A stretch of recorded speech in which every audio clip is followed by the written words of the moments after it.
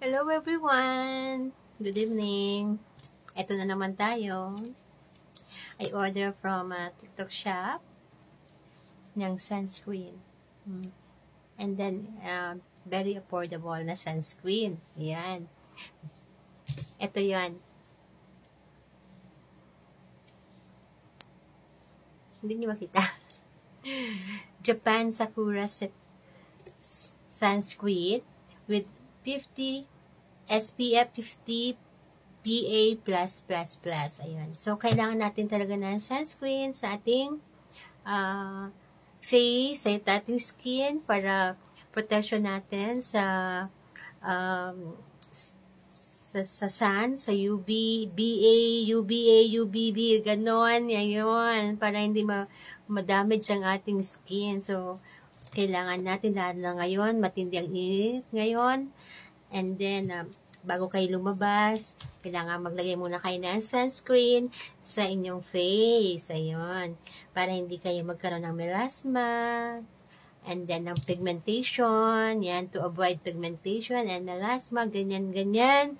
So, need nyo ng sunscreen palagi every kayo lalabas ng and then also kahit sa indoor.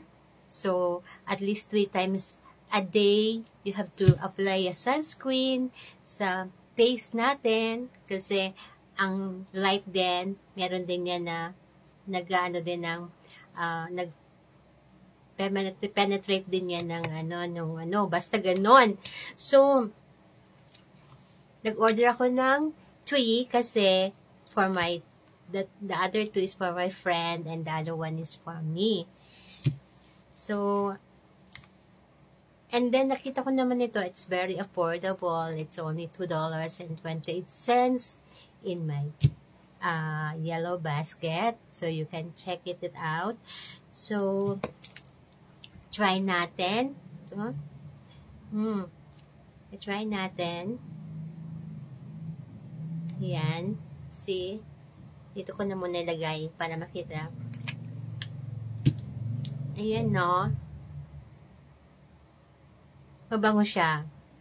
Mabango. Okay.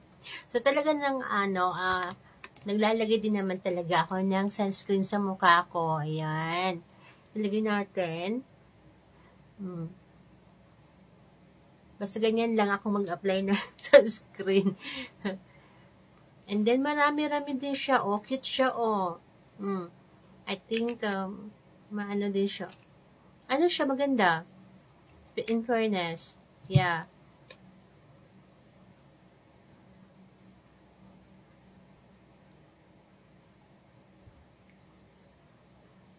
Mabango siya.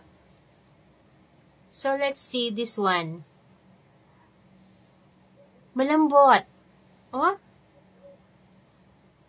Malambot siya sa face. Ayan.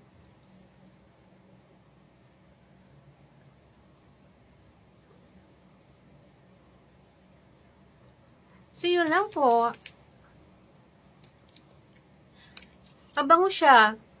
Yeah.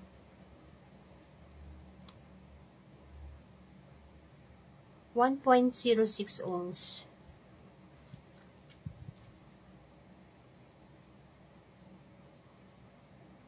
So, try nyo rin. If maging kasundo ninyo.